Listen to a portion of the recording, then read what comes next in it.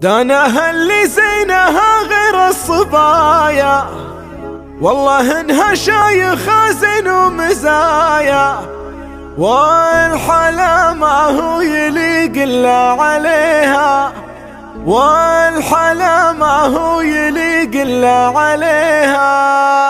القصايد لجلها تسبق ندايا، في مديح للجزايل ترتقيها، والله انها غير بوصف وبدايا، والله ان الشعر جسله محتريها. دانها اللي زينها غير الصبايا، والله انها شايخة زين ومزايا، والحلا ما هو يليق الا عليها، والحلا ما هو يليق الا عليها. والله ان في مديح حسين آية، والشعر في وصفها كنه يبيها، وجهها ما توصفه نور المرايا، ما تلاقي بالبشر منه حليها. دانها اللي تخطف عيون البرايا، وكل خطوة بالوصايف تهتديها، لحظارت صارت على الحضار غاية، والقلوب اليا تداعتها تجيها، في مجيها تسوي افعال وسوايا، والكلام الجزل لا جت يبتديها، طاغية بشعور واخلاق ونوايا، تملك الخفاق في مسكة يديها، هي لدروب الحلا خطوة بداية، كل دروب العشق منها تنتهيها، كل جسلة في يدينه تستويها، كل جسلة في يدينه تستويها. القصايد لجلها تسبق ندايا، في مديح للجزايل ترتقيها، والله انها غير بوصف وبدايا، والله ان الشعر جسله محتريها. دانها اللي زينها غير الصبايا، والله انها شايخة زين ومزايا، والحلا ما هو يليق الا عليها، والحلا ما هو يليق الا عليها. والله ان في مديح حسين آية، والشعر في وصفها كنه يبيها، وجهها ما توصفه نور المرايا، ما تلاقي بالبشر منه حليها. دانها اللي تخطف عيون البرايا، وكل خطوة بالوصايف تهتديها، لحظارت صارت على الحضار غاية، والقلوب اليا تداعتها تجيها، في مجيها تسوي افعال وسوايا، والكلام الجزل لا جت يبتديها، طاغية بشعور واخلاق ونوايا، تملك الخفاق في مسكة يديها، هي لدروب الحلا خطوة بداية، كل دروب العشق منها تنتهيها، كل جسلة في يدينه تستوي.